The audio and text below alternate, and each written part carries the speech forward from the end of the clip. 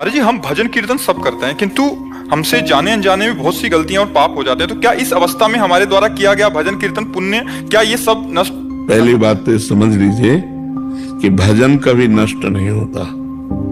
पुण्य बात अलग है, पुण्य नष्ट हो जाता है। जैसे आपने किसी को खवाया पिलाया दान किया, वो पुण्य के अंतर्गत आए, वो तो नष्ट हो जाएगा। लेकिन आपने राम कृष्ण हरि भगवान का नाम जप किया, राधा राधा राधा, ये कभी नष्ट नहीं होता। किए गए गलती और पाप क्या हमारे भजन से नष्ट होते हैं? हाँ, भजन से नष्ट हो जाएंगे।